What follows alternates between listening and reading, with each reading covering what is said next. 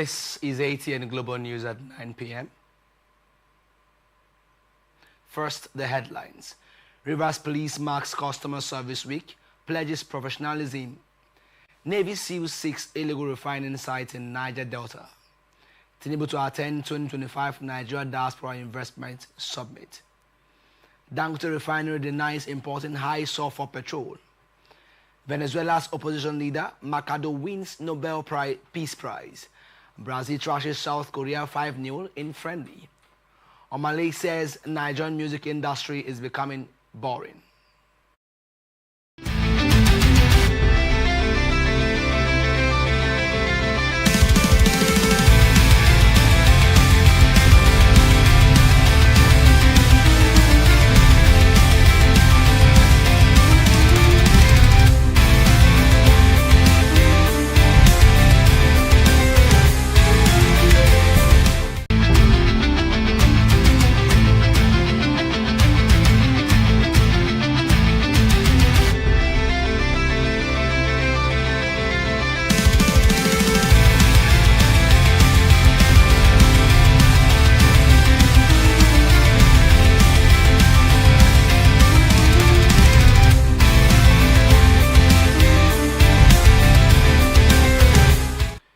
Welcome back. Rivers State Police Command, in collaboration with the National Health Insurance Scheme, has joined institutions across the world to commemorate the 2025 Customer Service Week.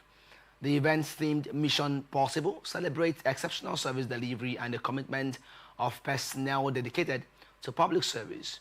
Commissioner of Police CP Olubenga A. Adeboju, in a statement, reaffirmed the command's commitment to professional, transparent and people-focused policing across Rivers State. He noted that the command remains steadfast in its collaboration with other security agencies and stakeholders to ensure peace and security throughout the state. CP Adeboju expressed appreciation to residents for their continued support and partnership with the Nigeria Police Force, pledging continued transparency, respect and excellence in service delivery. The command encouraged members of the public to sustain their cooperation through constructive feedback and active participation aimed at building a safer and more peaceful society. Rivers State Governor Siminalayi Fubara has expressed gratitude to President Bola Tinubu for granting a posthumous pardon to the Ogoni 9 and awarding national honors to the Ogoni 4. Reacting to the Council of State's unanimous ratification of the decision, Governor Fubara said the move will promote reconciliation, peace, and unity within the Ogoni communities and support sustainable development in the region. He appealed to the people, particularly the Ogoni, to see the federal recognition as a step toward addressing long-standing demands, emphasizing that government investment reflects a commitment to the well-being and progress of Ogoni land. Nigerian Army Headquarters 2 Brigade, Akwa Ibom State, has commenced an investigation into the circumstances surrounding the tragic death of one of its officers, late Lieutenant Samson Haruna in Uyo. The officer passed away at the University of Uyo Teaching Hospital after sustaining burns from fire incident on September 22, 2025. In a statement issued in Uyo on Friday, the Assistant Director, Army Public Relations 2 Brigade, Nigerian Army Captain Lawal Mohammed, said the outcome of the investigation will be made public upon its conclusion. The Army spokesperson, who used the occasion to brief the public on the incident, disclosed that the officer was immediately evacuated to the University of Uyo Teaching Hospital, where he received comprehensive medical treatment. He said that despite concerted efforts by the medical team to stabilize his condition, the officer sadly passed away on October 6, 2025, while receiving care. While commiserating with the family, friends, and colleagues of the deceased, the Army expressed appreciation to the general public for their support and reaffirms its commitment to professionalism, discipline, and accountability in the conduct of its personnel. Nigerian Navy attached to the Forward Operating Base Escravos has sealed 6 illegal refining sites in the creeks of the Niger Delta region as part of ongoing efforts to curb crude oil theft and economic sabotage. The operation, conducted under Operation Delta Sanity 2, also led to the recovery of approximately 11,200 liters of stolen crude oil from the illegal site. According to the commanding officer of FOB Escravos, Navy Captain Ikenna Okolago, the success was achieved through credible intelligence and well-coordinated field operations. The recovered products were found in 28 dugout pits and 6 polythene bags, while 1 pumping machine was also recovered during the raid. The operation is part of ongoing efforts by the federal government to boost Nigeria's daily crude oil output and combat acts of economic sabotage across the Niger Delta. Captain Okolago noted that the Navy remains committed to dismantling illegal refining infrastructure and safeguarding the nation's oil assets against criminal activities. This development follows a similar operation on August 1, 2025, when the Navy destroyed 10 illegal refining sites in coordinated raids across the region. Gubernatorial candidate of the African Democratic Congress in the November 8 Anambra State governorship election, John Chuma Nwosu, has deposed to an affidavit to serve for only one term if elected.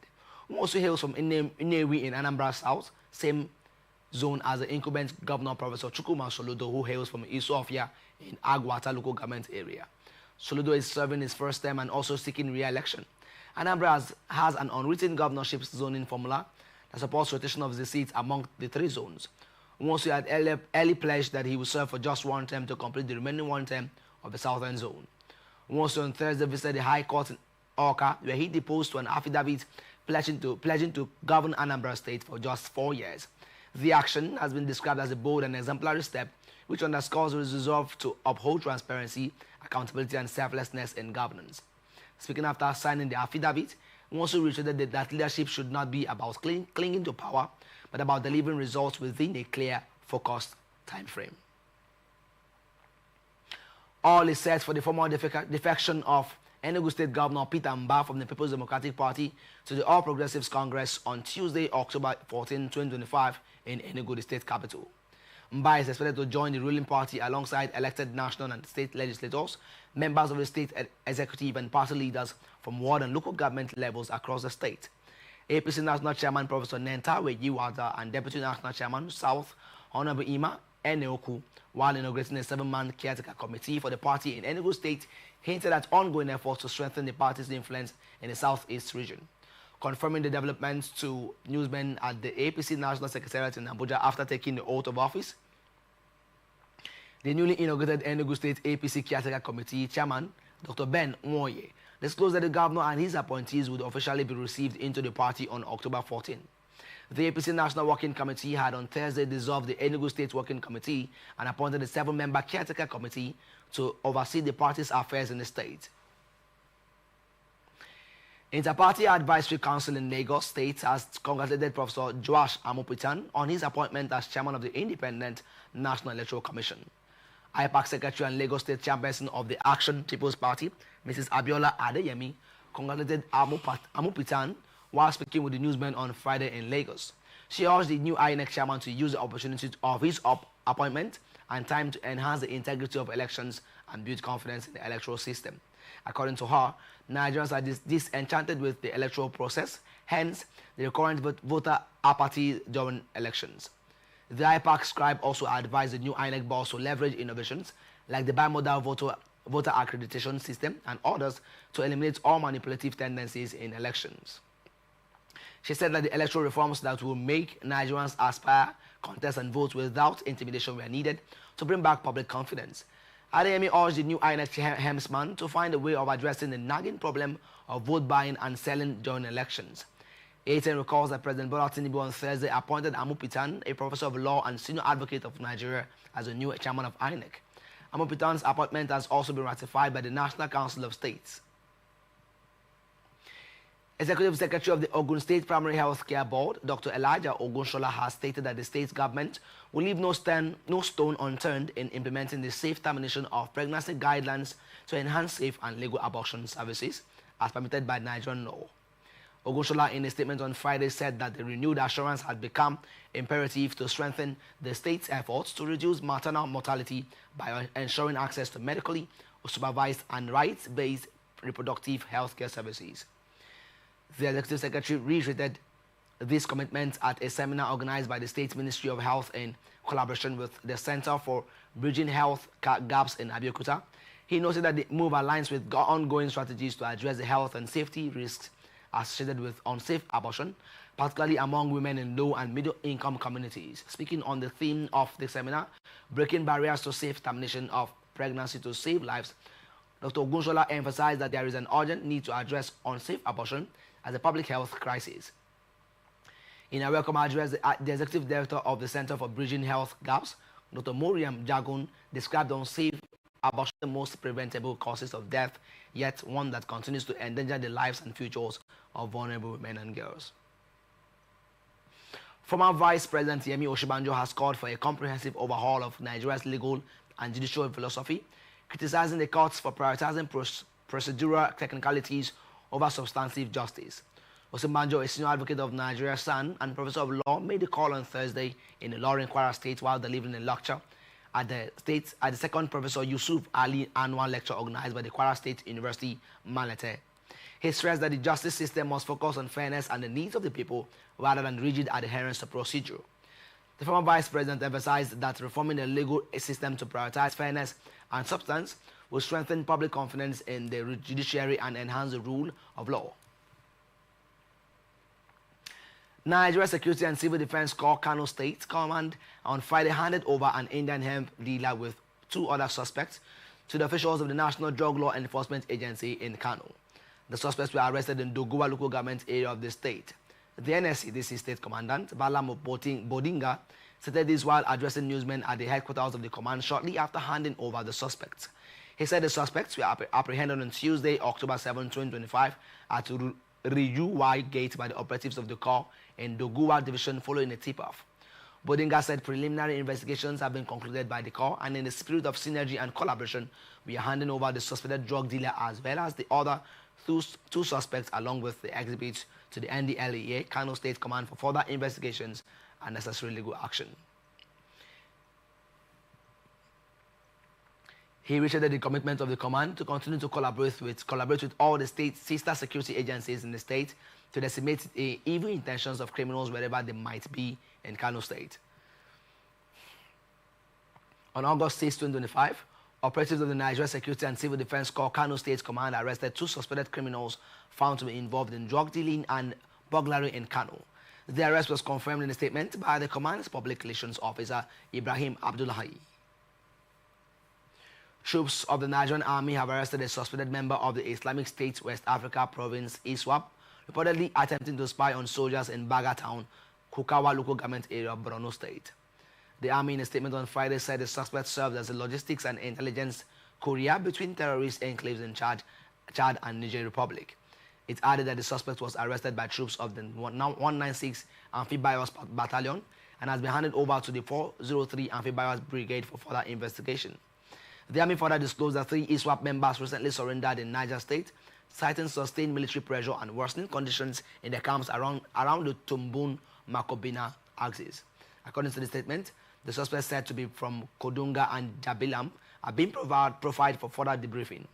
It also confirmed that troops of 2 brigades in collaboration with Department of State Services operatives in Port Harcourt arrested a suspected kidnapped kingpin Emmanuel Akpan during a raid on a hideout in Eket local government area of Akwa Ibom State. Akpan, described as a high-value target operating along the Oron-Ibaka axis, is currently in DSS custody for further investigation. All Progressives Congress in Borno has reduced its nomination form fee for women and persons willing to participate in the December 13 local government elections. Alhaji Bello Ayuba, the APC state chairman, made this known at a news conference on Friday in Maiduguri. Ayuba announced that the party had fixed councillorship forms for women and fiscally challenged aspirants at 250,000 naira and chairmanship forms at 1 million naira, representing a 50% reduction from the standard fees. The chairman said that standard fees remain 500,000 naira for councillorship and 2 million naira for chairmanship. Ayuba said that the fee adjustment was made after consultations with other party members in Katsina and Lagos State. He said that the move was aimed at ensuring inclusivity and giving women and persons with disabilities an equal opportunity to participate in the elections. He, however, assured the party's commitment to conducting free, fair and transparent primaries, giving aspirants equal opportunity to contest. The APC has also concluded the stage of the forms process and will soon commence the screening of the aspirants for the 27 local government chairmanship positions and 320 ward councillorship. 26 suspected kidnappers have been apprehended by the Kaduna State Police Command. They also recovered 4 fabricated firearms, other dangerous weapons, and 546,000 naira believed to be a part of ransom proceeds collected from victims. In a series of coordinated operations carried out, the arrests were made between 3rd and 5th October 2025 across various locations in the state. DSP Manse Hassan, the command's public relations officer, in a statement explained that the operations involved officers from the Achau Division, the Kaduna State Vigilance Service, and the anti-kidnapping unit of the command. According to the statement, in one of the operations conducted in the early hours of October 5, 6 suspects, including one Jibrin Abubakar, aka Oga, were arrested following credible intelligence. Hassan stated that the suspects had kidnapped a 60-year-old man, Idris Adamu, on 22nd September, holding him for several days and releasing him after collecting a ransom of 5 million naira. The police, according to the statement, recovered 2 locally fabricated pump-action guns, 5 empty cartridges, amulets, and 546,000 naira in cash, believed to be part of the ransom. The statement explained that all the suspects are currently in custody as investigation continues, while the command is working to track down remaining gang members and recover more arms. Troops of 6th Brigade Nigerian Army Sector 3 of Operation World Stroke have fought an attack by armed hoodlums in Ibi local government area of Taraba State, leading to the recovery of weapons and motorcycles. On 9 October 2025, troops deployed at Tapka Ngasawa village received credible information from locals around Majebiyu village in Ibi local government area that a group of armed men suspected to be bandits had invaded the community, shooting sporadically, vandalizing properties, and dispossessing residents of motorcycles and other valuables. In a swift response to the distress call, the troops immediately mobilized to the location and made contact with the assailants. On sighting the advancing troops, the armed men withdrew hastily and fled into a nearby bush, with possible gunshot wounds sustained in the process. A press statement by Lieutenant Omar Mohammed, 6th Brigade Public Relations Officer, said a subsequent search and clearance operation within the area led to the recovery of 5 Dane guns and 2 motorcycles abandoned by the fleeing assailants. The Commander 6th Brigade, Brigadier General Kingsley Chidiebere Owa, commended the troops for their professionalism, courage, and swift response. He further reaffirmed the brigade's unwavering commitment to mopping up all illegally acquired arms and ensuring such weapons are not used to perpetrate criminal acts within the state and its environs. Taraba State Independent Electoral Commission has reiterated its commitment to conducting free, fair, and transparent local government elections across the state. Speaking during a courtesy visit to traditional rulers in the Central Geopolitical Zone, TCEC Chairman Dr. Philip Dewey, who spoke through one of the Commission's Commissioner, Johnson Wawa, said the Commission is fully prepared to uphold all electoral laws and best practices to ensure credible polls. As part of its preparations, the Commission announced that the training for ad hoc staff will commence on October 18, 2025. The local government elections is scheduled to hold on November 8, ahead of the expiration of the current council's tenure on November 18. The visit to the Traditional Council, also as made known by the Commission, forms part of TCEC's broader stakeholder engagement initiative aimed at fostering collaboration with community leaders for a peaceful electoral process. The Commission urged traditional rulers to play active roles in promoting peace and sensitizing their communities before, during, and after the elections. In response, the traditional rulers lauded the Commission's proactive measures and pledged their support for a violence-free poll. They also jointly commended Governor Abu Kefas for his strides in education, peace building, aviation development, and infrastructure across the state. Bauchi State Police Command has commenced an investigation following the discovery of 387 blocks of suspected cannabis sativa during a motor vehicle accident in Toro local government area of the state. This was disclosed on Friday by the Command's Commissioner of Police, Sani Omolori Aliyu, who said the dried leaves were found at the scene of a crash involving 2 Toyota Corolla vehicles in one village in October 4, 2025. According to Wakil, the incident involved 2 Toyota Corolla vehicles. Initial reports from eyewitnesses and preliminary investigations revealed that the first vehicle, a white Toyota Corolla, was operated by Ali Muhammad, a 45-year-old resident of Nabado village. He added that the second vehicle, also a white Toyota, was driven by an unidentified individual traveling from Jos Plateau State towards Bauchi. Ali stated that all occupants of both vehicles sustained varying degrees of injuries and were rushed to the Abubakar Tafawa Balewa University Teaching Hospital, Bauchi, for medical attention.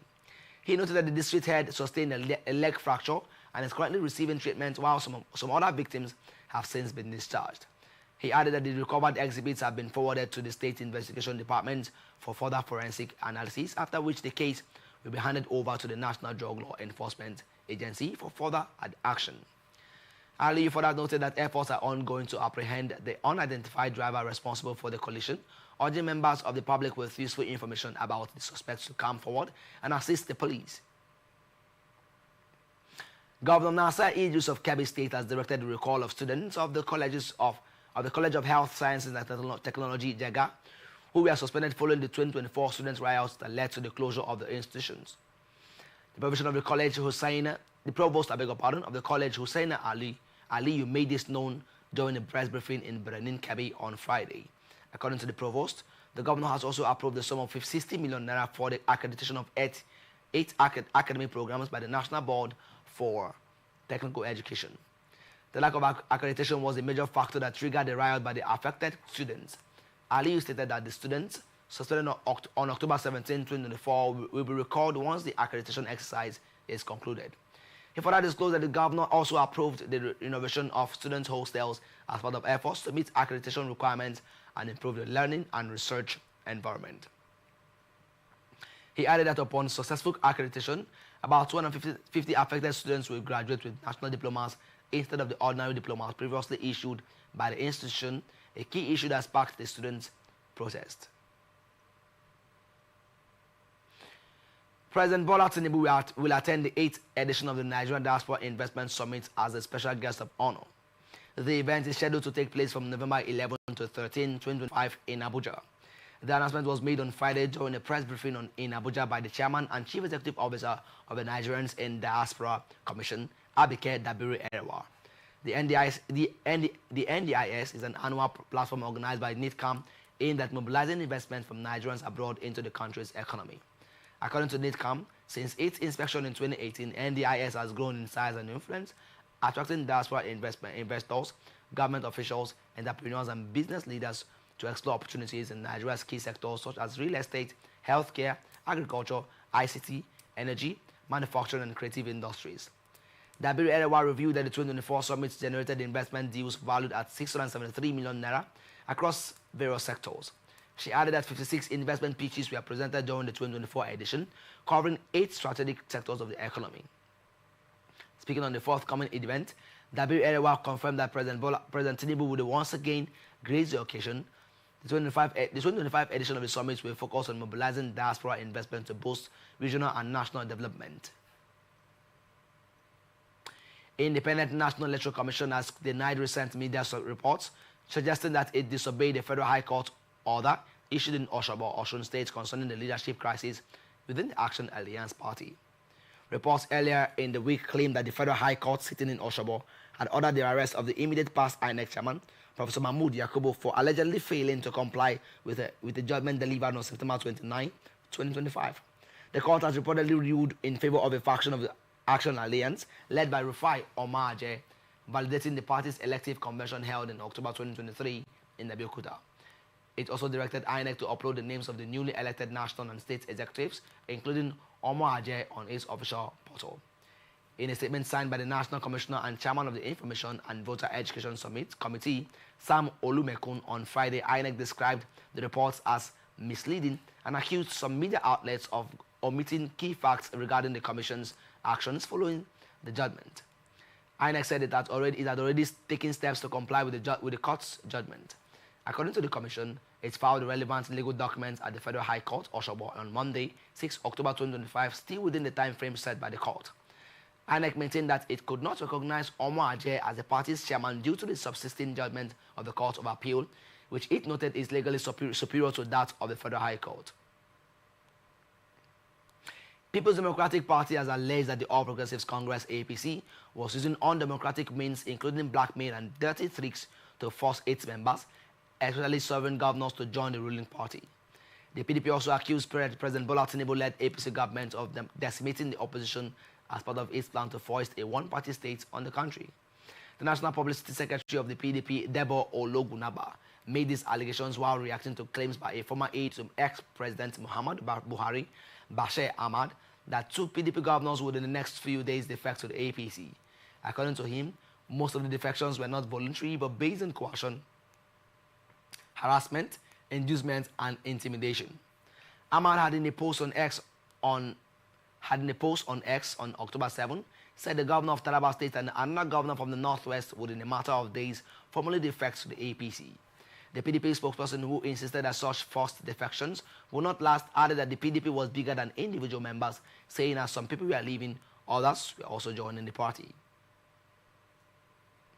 African Democratic Congress has reacted to the nomination of Professor Joash Amopitan San as the new chairman of the Independent National Electoral Commission by President Bola Tinubu. In a statement signed by the spokesperson of the ADC, Bolaji Abdullahi, hours after Amopitan's nomination was made public on Thursday, the opposition party said it is ready to give the new INEC chair the benefit of the doubt in leading the electoral body. In a statement titled ADC's Preliminary Reaction to the Nomination of Professor Amopitan as new INEC chairman, the opposition party said it expects the Professor of Law to restore the confidence of Nigerians and the world in Nigerian elections. On Thursday, the National Council of State has approved the nomination of Professor Amopitan as a new chairman of INEC. This was disclosed in a statement by the Special Assistant to the President on Information and Strategy, Bayo Onanuga. He said that President Bola Tinubu presented Amopitan as the nominee to fill the vacant position following Professor Mahmoud Yakubu's exit. Yakubu served from 2015 to October 2025. According to Onanuga, President Tinubu told the council that Amopitan is the first person from Kogi, North Central State, nominated to occupy the position and is apolitical. And now some business news. Federal government has launched National G2 Trust Mark for online companies in collaboration with key government institutions like the Corporate Affairs Commission, the Central Bank of Nigeria, and the Nigerian Communications Commission. The trust mark would curb online frauds, identity theft, scamming and forgery, and ensure trust, competitiveness, integrity, and confidence in Nigeria online and digital business platforms. The Director General of the National Information Technology Development Agency, Malam Kashifu Inuwa, announced this in Abuja at a news conference, saying that the National G2 Trust Mark has become imperative considering the concerns globally over online and e-commerce business activities with Nigerians and in Nigeria. Inuwa said it was saddening for Nigerians to be classified as scammers and fraudsters, especially in relation to how online businesses are conducted, stating that there were times citizens would make payments for goods online only to be blocked thereafter, or cases where whatever citizens purchased online were not delivered according to specifications. He said the National Digital Trust Mark is being facilitated by the German International Cooperation Agency and the National Association of Chambers of Commerce Industries, Mines and Agriculture to care of challenges in the sector.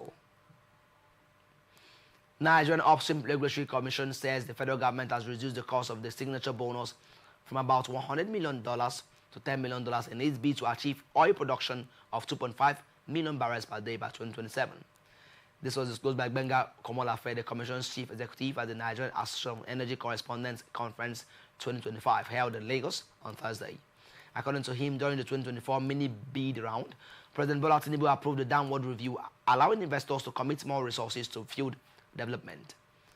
The NUPRC chief said that the interventions were projected to deliver incremental volumes exceeding 1 million barrels of oil per day, a key milestone toward achieving the national production target of 2.5 million barrels per day by 2027. He noted that the sustainable rebound also demands secure infrastructure and credible measurement systems. To this end, the Commission said it has collaborated with security agencies, private contractors, and community stakeholders in implementing the upstream measurement regulation and the advanced cargo declaration regulation, and has led to a 90% reduction in crude oil theft from over 102,000 barrels per day in 2021 to 9,600 barrels per day as of September 2025. We're going to a quick break, and when we return, we'll continue with the rest of our stories. Do stay tuned.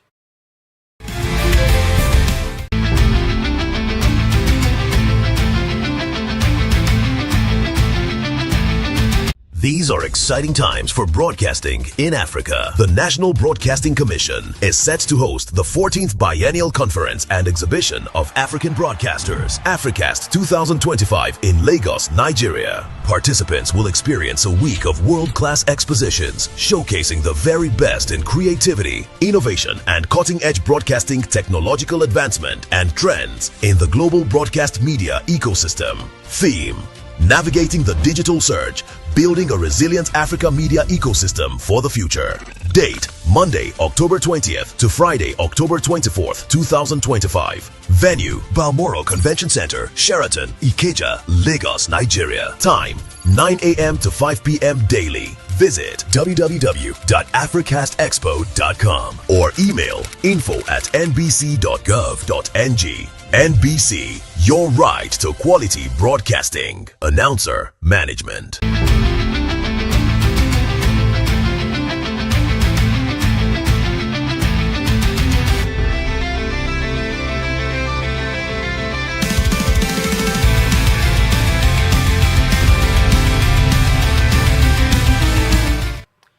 Welcome back and thank you for staying with us. Poultry Association of Nigeria FCT chapter has said that the poultry industry contributes more than 25% to Nigeria's agricultural gross domestic product. The association stated this in an interview with newsmen on Friday in Abuja in commemoration of the World Egg Day celebrated annually on the second Friday of October. ATN reports that the theme for the 2025 celebration is Mighty Egg packed with natural nutrition. A board member of PAN FCT chapter, Mr. Bello Ibrahim, said the subsector, not only contributes greatly to the agricultural GDP but also provides employment to more than 25 million Nigerians, either directly or indirectly. According to him, this figure represents about 10% of the nation's total population.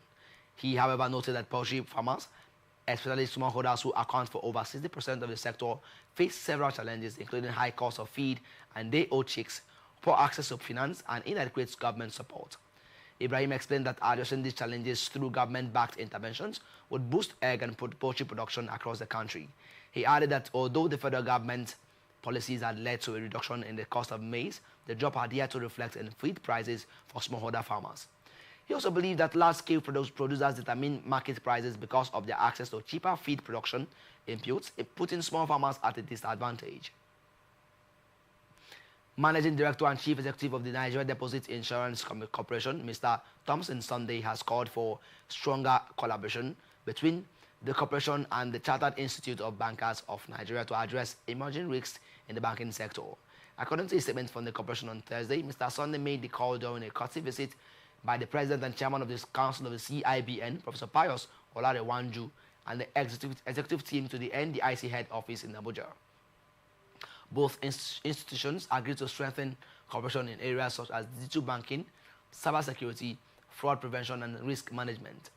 The NDIC chief executive stressed that regulators and operators must work together to build a more resilient financial ecosystems capable of adapting to technology innovation.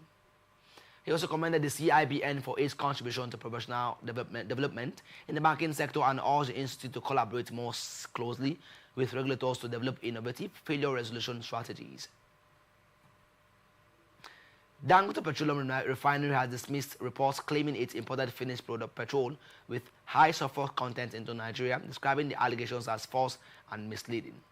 An online publication, Sahara Reporters, had alleged that the refinery was bringing in high sulfur petrol from the United Kingdom aboard the vessel MT Clear Ocean Mary, which it said was scheduled to arrive at the refinery's offshore facility on October 9, carrying about 37,000 metric tons of petrol with a sulfur content of 690 parts per million. But in a statement on Friday, the refinery clarified that the shipment in question was not finished petrol but an intermediate feedstock, a material used in refining processes to produce high-quality fuels. The refinery, located within a free trade zone, added that it produces and sells only fuels that comply with all regulatory standards, noting that its exports go to the United States and Europe. The refinery further noted that all imported feedstocks are accompanied by quality service certificates, which are transparently shared with regulators. The company reaffirmed its commitment to advancing Nigeria's energy independence, maintaining global best practices, and delivering cleaner, high-quality fuels for both domestic and international markets. You are still watching the news on Atlantic Television Network. Up next is International Tidbits. Israel's Justice Ministry published on Friday a list of 250 prisoners to be released in exchange for hostages still held in Gaza as part of a ceasefire deal with Hamas. The list does not include the names of several senior Palestinian militant leaders seen as symbols of resistance and whose release Hamas has demanded. Some of the Palestinian leaders serving life sentences in Israeli jails are Marwan Barghouti, Ahmad Sadat, Hassan Salameh, and Abbas al-Sayed. Barghouti, who was sentenced to life in 2004 on murder charges and is considered a terrorist by Israel, is sometimes described by supporters as a Palestinian Mandela. Israel and Hamas have agreed on the first phase of its Gaza ceasefire and hostage prisoner exchange deal based on the 20-point plan proposed by U.S. President Donald Trump. According to the plan, Israel will release 250 prisoners and around 1,700 Gazans detained since the war began following Hamas's October 7, 2023 attack on Israel. In return, Hamas will hand over 47 hostages still held from the 251 abducted during the attack 2 years ago. The remains of one more hostage held in Gaza since 2014 are also expected to be returned. White House lashed out at the Norwegian Nobel Committee on Friday after it awarded the Peace Prize to Venezuelan opposition leader Maria Corina Machado and overlooked U.S. President Donald Trump. The White House Director of Communications, Steve Chueng, said on X that the Nobel Committee proved they placed politics over peace, adding that President Trump will continue making peace deals, ending wars, and saving lives.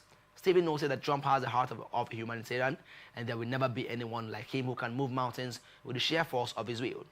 Since returning to the White House for his second term in January, Trump had repeatedly insisted that he deserved the Nobel for his role in resolving numerous conflicts, a claim observers say is broadly exaggerated. Trump presented his claim on the eve of the Peace Prize announcement, saying that his breaking of the first phase of a ceasefire in Gaza this week was the 8th war he had ended. Nobel Prize experts in Oslo had insisted in the run-up to Friday's announcement that Trump had no chance, noting that his America First policies run counter to the ideas of the Peace Prize as laid out in Alfred Nobel's 1895 will creating the award. Nobel Peace Prize was on Friday awarded to Venezuela's opposition leader and democracy activist Maria Corina Machado, forced to live in hiding in what has become a brutal state, the Nobel jury said. Judge Watney Friednes, the chair of the Norwegian Nobel Committee in Oslo, said Machado, who has lived in hiding for the past year, was honored for her tireless work promoting democratic rights for the people of Venezuela and for her struggle to achieve a just and peaceful transition from dictatorship to democracy. Friednes said Venezuela has evolved from a relatively democratic and prosperous country to a brutal authoritarian state that is now suffering a humanitarian and economic crisis. The opposition has been systematically suppressed by means of election rigging, legal prosecution, and imprisonment. In this context, Machado has been a key unifying figure in the political opposition that was once deeply divided. The committee hailed her as one of the most extraordinary examples of civilian courage in Latin America in recent times. Ahead of Venezuela's election in 2024, Machado was the opposition's presidential candidate, but the regime blocked her candidacy. She then backed reluctant, little-known ex-diplomat Edmundo González Urrieta as her stand-in. Former Philippines President Rodrigo Duterte, charged with crimes against humanity, will remain in custody after the International Criminal Court Friday rejected a request from his defense team for release on medical grounds. ICC judges ruled that Duterte posed a flight risk and could be in position to influence witnesses if freed, arguing that this outweighed any medical problems suffered by the 80-year-old. ICC prosecutors have charged Duterte with 3 counts of crimes against humanity, alleging his involvement in at least 76 murders as part of his war on drugs. The first count concerns his alleged involvement as a co-perpetrator in 19 murders carried out between 2013 and 2016 while Duterte was mayor of Davao City. The second count relates to 14 murders of so-called high-value targets in 2016 and 2017 when Duterte was president. And the third charge is about 43 murders committed during clearance operations of lower-level alleged drug users or pushers. These took place across the Philippines between 2016 and 2018, the prosecution alleged. Duterte was arrested in Manila on March 11, flown to the Netherlands that same night, and has been held at the ICC's detention unit at Scheveningen prison since. He followed his initial hearing by video link, appearing dazed and frail and barely speaking. His lawyer, Nicholas Kaufman, has said Duterte is not able to stand trial as a result of cognitive impairment in multiple domains. Kaufman has urged the ICC to postpone proceedings against Duterte indefinitely. Here now is ATN Sport News. 18-year-old Chelsea winger Estavao scored twice as an impressive Brazil thrashed fellow World Cup qualifiers South Korea 5-0 away in a friendly on Friday. Home captain Son Heung-min made his 137th appearance for South Korea, a record for the country's men's team in wet conditions in Seoul. But apart from that, it was all about Carlo Ancelotti's side, who led 2-0 at halftime after goals from Estabao and Real Madrid's Rodrigo before running away with it in the second period. Estabao finished from close range from after 13 minutes following an incisive through ball from Newcastle United midfielder Bruno Guimarães. It was the second goal in 8 games for Brazil and a reminder that he could be one of the stars of next year's World Cup in North America. Brazil looks dangerous every time they went forward, and they doubled their lead 4 minutes before the break when Rodrigo rifled in after evading the South Korean defense with some neat footwork. The visitors played a strong side with Manchester United's Matheus Cunha leading the front line and the dangerous trio of Estabao, Rodrigo and his Real Madrid teammate Vinicius Jr. just behind.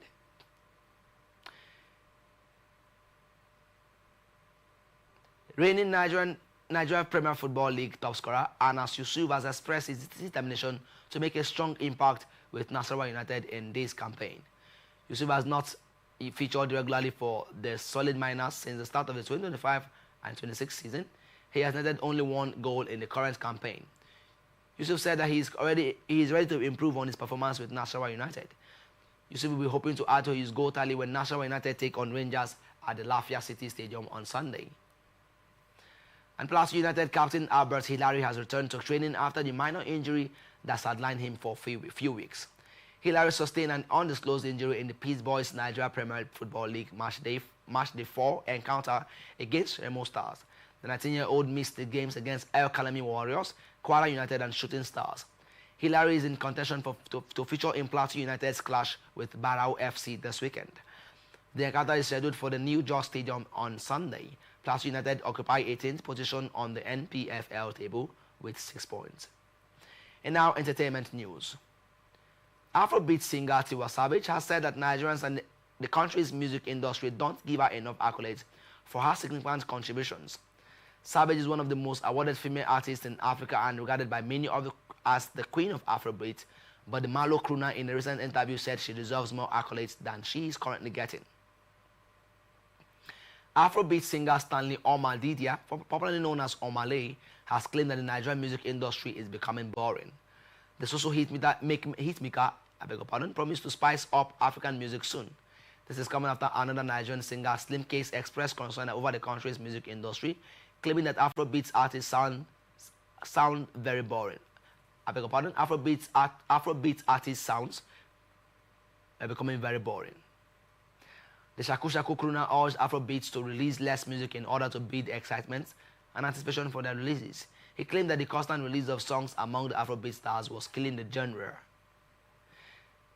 And that's the global news for tonight. Before we go, another look at the major stories. Rivers Police marks Customer Service Week, pledges professionalism. Navy seals 6 illegal refining sites in Niger Delta. Tinubu to attend 2025 Nigeria Diaspora Investment Summit, and Dangote Refinery denies importing high sulfur petrol. Venezuela's opposition leader Mercado wins Nobel Peace Prize. Brazil thrashes South Korea 5-0 in friendly, and Omale says Nigerian music industry is becoming boring. I am Favor Chikwesiri Michael. Thank you for watching. You can follow us on social media platforms on Twitter at Atlantic TV Net, on Facebook and YouTube at Atlantic Television Network, and on Instagram at Atlantic TV Network. And don't forget, peace and unity are the pathways to progress. Do have a pleasant night's rest.